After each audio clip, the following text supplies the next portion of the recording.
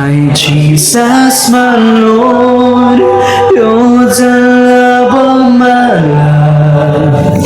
Wherever you go, wanna be by your side.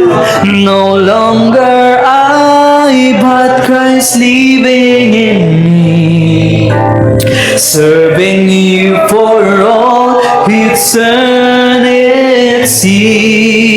My eyes set on you in this race that I run. No longer my ways, let your will be done. Make me a servant, my heart's ever true, clinging to the cross. I'll follow you, I'll follow you.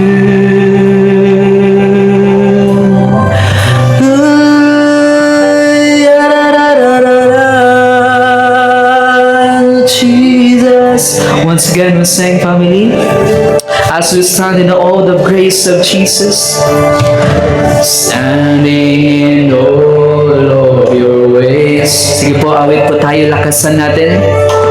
Setting my feet in your ways, entering into your presence to behold you, Jesus,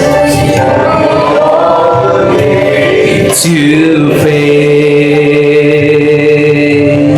God of all heaven and earth, holding me in your embrace. That unfailing love of Jesus, unfailing love that surrounds me. Oh God, I stand amazed.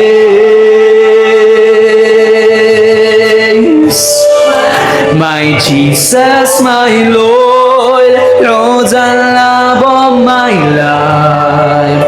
Wherever you go, wanna be by your side. No longer I, but Christ living in me, serving you for all eternity. Nag-usap kami ng misis ko kasi may paggagastusan kami ng pera na ibibenta namin sana yung motor namin. Kasi kulang kami sa budget.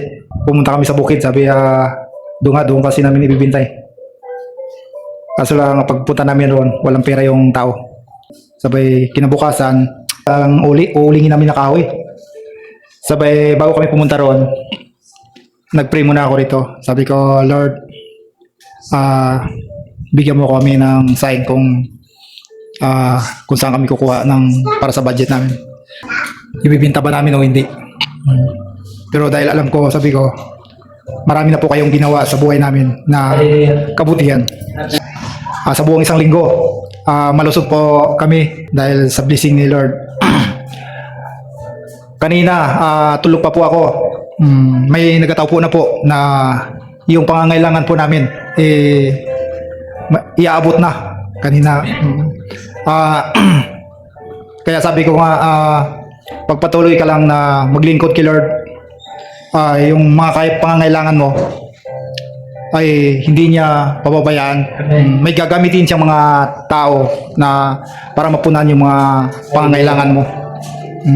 Hindi mo na kailangang magmurmuring. I-focus mo lang yung puso mo at sa kaisipan. Basta patuloy lang po kayo maglingkod kay Lord at gumawa ng mabuti. Salamat po. Kaya nga po hindi hadlang na anuman po ang kapansanan natin kung maglilingkod tayo kay Lord. Kaya po sabi ko sa kanya nung nandoon po kami sa amin doon sa park, Sis Lorne, natatandaan pa po ako? Yung ganito, yung palagi po kayong pumupunta sa amin, nag-Bible. Sabi niya, oo, ako yun. Tapos ang sabi ko sa kanya, kita mo, Sister Lorne, ang mga amo ko patay na. Tayo ngayon buhay pa rin. Kasi iba po talaga yung naglilingkod tayo kay Lord. At kay Sister Lorne ay nagpagamit po siya. Marami po ako na-invite sa mga kapitbahay po namin. Kaya lang maraming dahilan. May dalawa pong may mga cancer sa mga kapitbahay namin. So may ganun po sila kaya hindi ko po madala rito. Siguro hindi po sila maniniwala. Kasi sabi ko nga, nanghihinayang daw po sila sa yung ari-arian nila, bibinta nila dahil ooperahin daw po yung manugang niya, ganito, ganito. Sabi ko, te, kung maniniwala ka lang, subukan mong mag-atin sa simbahan namin, magpahiling po kayo kay pastor. Hindi po na yun mapapakialaman yung pera nyo. So, hindi rin niya nakakausap yung manugang niya. Kung makausap sana niya, nandito sana sila kasi nandoon po sa Enedo. Yun pala, bakit sabi ko, bakit masakit yung ligo? Bakit may sakit ako? Yung ganun. Yung sabi ko mali. Kaya po, alam ko na po yung mali. Kasi alam ni Lord na hindi ka nagsimba, yung nangangako ka na ganun. Tapos, alam mo na yun, matalino tayo, family. Sa totoo lang, kaya tayo nandito. Dahil kay Lord. Kaya po, sa totoo lang. Amen, totoo po. Ilang buwan na po ito, wala po akong nararamdaman kahit sakit sa ulo. Lahat po ng trabaho sa bahay, parang baliwala lang po sa akin. Ang totoo po si Mark, may nagano po sa kanya na patrabahuhin, kalating 2 oras lang. So may 200 agad siya kahapon. So kanina naman po, pagising niya, biglang inabot sa kanya yung 300 ng papa niya. Sabi, o kita mo yung pera, umabot sa akin, galakad lang ako doon. Parang iiyak siya na sabi niya sa akin, Nay, may problema ba ako? Ito yung nasanglaan ni Lia ng chariot. Tapos sabi niya kung ano-ano naman na pinagsasabi. Sabi ko naman, dali-dali po ako na na-prim. Nagpunta ako sa kusina. Na kahit sinabihan na siya ng ganun, sinabihan ko rin si Melvin, Bin, magpakumbaba ka, nakayaan mo. Si Lord na lang po ang bahala sa bawat isa sa inyo, sabi ko. Sabi ko, ay, thank you Lord. Sinagot din niya rin ang aking panalangin sa kanya. Kaya sabi ko, napakabuti talaga dito sa ministry na ito dahil kung ano po ang hihilingin mo kay Lord na mga pangailangan man o katulad po yung pinansyal, ayun po, maya-maya may kasagutan na po na may hinipo na po si Lord. Kaya yun po, nagpapasalamat po ako ng marami kay Lord dahil sa hinihiling ko po sa Kanya, ipinaubaya niya po sa amin. Salamat po. Amen.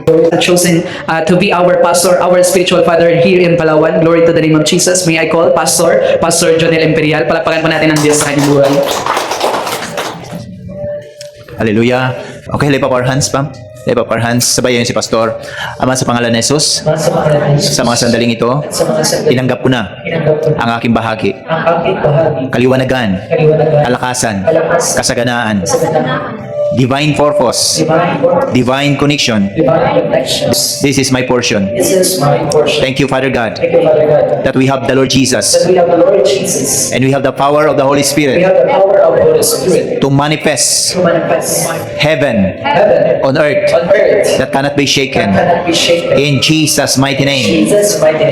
Alam niyo yung heart ng isang tunay na leader, hindi yung ang heart mo, ikaw lang. Kasi ang purpose ni Jesus, mag-duplicate. Amen. Nung si Jesus isa lang, nung umalis na si Jesus, tapos na kasi yung mission niya, nanganak siya ng 12. Okay. Bakit 12? Pastor, dapat 11 lang. Kasi yung isa, hinudas siya. Di ba? So, kilala niyo si Judas. So, part po yun. Pero tandaan natin, nagalit ba si Jesus kay Judas? Hindi, di ba? So, si Judas, na nagkanulo kay Jesus, anong ginawa ni Jesus? Hinugasan niya pa rin yung mga paa niya. Kahit alam niya na, ipagkakanulo siya. Yan yung po yung tinatawag na servanthood. Servanthood leadership. Amen. Kaya kahit sabihin natin, naglilingkod ako sa Panginoon, pero kung hindi natin kayang pagsilbihan, yung magulang natin, yung anak natin, yung asawa natin, ano pa kaya yung Diyos natin na hindi natin nakikita? Diba, diba? So, wag natin kakalimutan na may mga obligasyon tayo. Amen. Katulad ni sister sa kanyang mga anak at yung kanyang mga anak. Tingnan niyo po, nadala niya po dito. Di ba, di ba? Ilang kilometro yung bahay niyo doon? 3 kilometro yan. Nilakad niyo lang? Naglakad lang kayo? Nilakad lang. Wow, glory to God. Palakpakan na. Ha? 1 oras na lakad. Okay, palakpakan natin yung family natin. Yo, Mark chapter 16. Sabi diyan, and Jesus said, go ye into the world, preach the gospel. So yan ang sinabi ng Panginoon bago siya nag-ascend. Sa dami ng ginawa ng mga miracle ng Panginoon, ang sabi ng Panginoon bago siya nagbalik doon sa langit, kasama sa right hand, seated on the right hand of the Father, anong sinabi niya? Go ye into the world. Ipalaganap nyo ang salita ng Panginoon. The gospel. Amen. Ano yung gospel? Good news. Ano yung good news? Yan yung doktrina na matututunan. At kung ano yung doktrina na matutunan mo, yan yung magiging prinsipyo mo. At kung ano yung magiging prinsipyo mo, yan lagi yung nilalaman ng puso mo. At kung anong nilalaman ng puso mo, yan yung bukal ng bibig natin. At kung ano yung bukal ng bibig natin, yan yung nagiging galawan natin. Amen. That's why, prinsipyo po ang pinag-uusapan dito. Amen. prinsipyo kung paano yung ginawa ni Jesus. Amen. Okay, sabi sa Acts 1:8, you shall receive power kapag ang banal na Espiritu ay napunta sa iyo. So, ang banal na Espiritu, nasa atin na po. Hindi nyo na kailangang hanapin. Hindi nyo yan hahanapin sa worship. Hindi nyo yan hahanapin sa preaching. Di ba? Ang nagpipreach si pastor, nagwo-worship tayo para mas lalo tayong madagdagan at ma-enjoy natin si Holy Spirit na nasa atin. Di ba? Mararamdaman ba natin si Holy Spirit kung ang kahalubilo natin manginginom? Nagsasalita ng hindi maganda? Hindi. So dito tayo, bakit nagtitestimony? Bakit po? Kasi sinicelebrate natin gaano kabuti ang Panginoon sa atin. Amen. You are the covenant-keeping God. You are the covenant-keeping God.